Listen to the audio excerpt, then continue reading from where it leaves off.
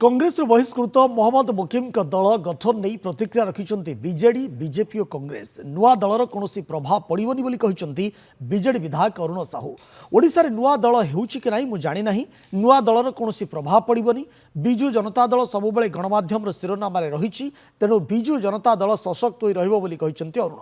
सेहीपरि BJP राज्य सभापति प्रतिक्रिया कहते राजनीतिक दल करने को क्या मना ना भविष्य निर्धारण कर कौन हेब कौन नहेब बीजेपी लंबा संघर्ष कर ए स्थान में पहुंची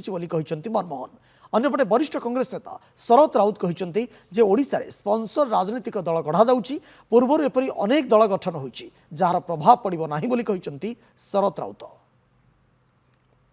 आपन कहि रखे बर्तमान जेते राजनीतिक दल अछि बिजु जनता दल हो भारतीय जनता पार्टी हो कांग्रेस दल हो वामपंथी माने होंतु आ नुआ दल जो माने करूछन्ती बा करंतु सबतक दलर समस्त सक्रिय सभ्य बा कैडर जदि मिसई दबा ताले 5% लोक भी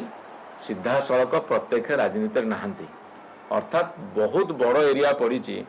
राजनीति में बहु लोक आसवाई जिते दल सृष्टि हेले तो भल किसी खराब नहीं बिजु जनता दल को नहीं कौन प्रश्नवाची ना कहीं ना जे आपण मानकर गणमाध्यम जितेबाला खोल इलेक्ट्रोनिक मीडिया हो बा प्रिंट मीडिया हो बिजु जनता दल सबुबले प्रमुख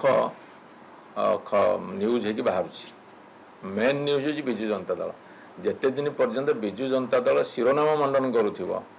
आपण टीवी परदार हो बा खबर कागज पृष्ठार हो सेते दिन पर्यंत बिजु जनता दल प्रासंगिकता बलवत्तर अच्छी रहिबा गणतांत्रिक देश समस्ते राजनीतिक दल कर असुविधा नहीं करें जो राजनीतिक दल करेंगे विचारधारा नीति ये नहीं काम करेंगे विभिन्न राजनीतिक दलर स्पॉन्सर आंचलिक दल तैयारी होची वर्तमान ओडिशा गठन रे बा ओडिशा को आगे नबारे समानकर उद्देश्य नुहे विभिन्न राजनीतिक दल माने प्रतिद्वंदी राजनीतिक दल ताको प्रतिद्वंदिता को सरल सुगम करने फायदा मिलने आंचलिक दल गठन कर लगी यार किसी मूल्य रहा आंचलिक दलर प्रादुर्भाव बा प्रभाव